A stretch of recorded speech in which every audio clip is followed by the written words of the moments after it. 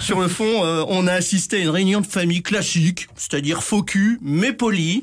2-3 flèches ont été tirées, et encore c'était des fléchettes en ventouse. En même temps, il est difficile de piquer des gens qui sont déjà sous perfusion.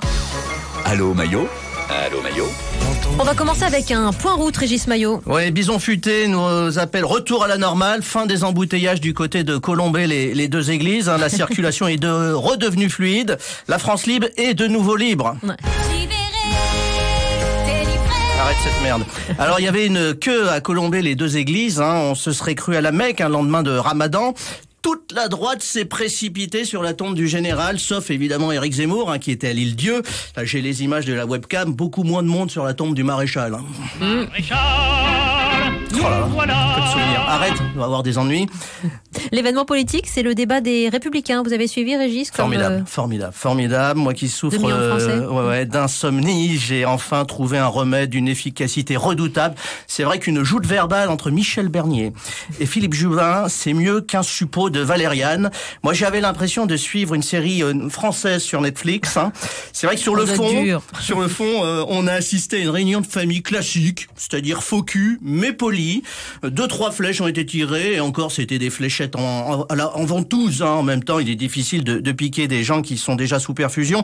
À noter que l'adage selon lequel les absents ont toujours tort n'a pas été vérifié, puisqu'il a été question uniquement d'Éric Zemmour. En même temps, c'est normal. Je veux dire, les primaires LR sans Éric Zemmour, c'est un peu comme demander à un fan de Johnny d'acheter un billet pour le Stade de France pour aller voir le sosie vocal de Johnny. Vous avez suivi, vous, le débat des Républicains, Hélène Touy, ça vous intéresse? Oui, je regarde tous les débats en général. Vous êtes bien courageuse. Il y en a 4. Il y en a 4. Oui, c'est pas fini. Moi, j'ai hâte. La surprise du chef, l'allocution solennelle du président de la République. J'ai trouvé très réussi ce lancement de campagne électorale d'Emmanuel Macron. On a senti un président sortant qui avait très envie de rester. Alors à aucun moment j'ai perçu la notion de tournée d'adieu. Tout était là. Déjà la forme. Le premier enseignement de cette allocution est qu'Emmanuel Macron a mué. Je sais pas si vous avez entendu. Il a enfin quitté. Une grosse angine. Il a enfin quitté sa voix d'ado. Moi, je pensais pas que ça viendrait si vite.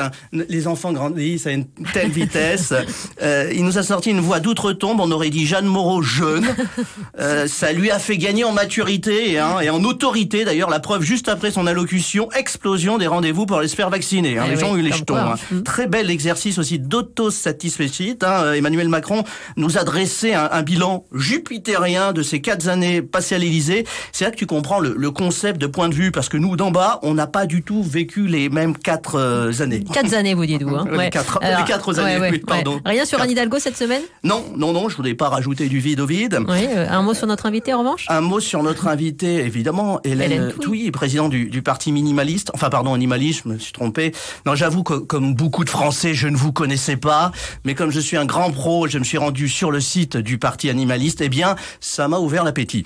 Non, je déconne. On trouve un onglet avec votre programme, j'ai tout disséqué. Bon, le mot disséqué n'est pas le plus approprié. Alors, en bref, le poulet en batterie, non. C'est meilleur en filet, on est tous d'accord. Le port du hijab chez la femme du lévrier afghan, non plus. Les animaux de compagnie, oui, s'ils payent une partie du loyer, il y a pas à dire. Le pouvoir d'achat des chats, ça il faut en parler. Un bœuf doit-il prendre des hormones alors qu'il est déjà en transition? Je suis pas forcément d'accord. Quand les animaux élevés, je dis oui, uniquement s'ils sont bien élevés, qui disent bonjour, qui lèvent le doigt en classe avant de prendre la parole.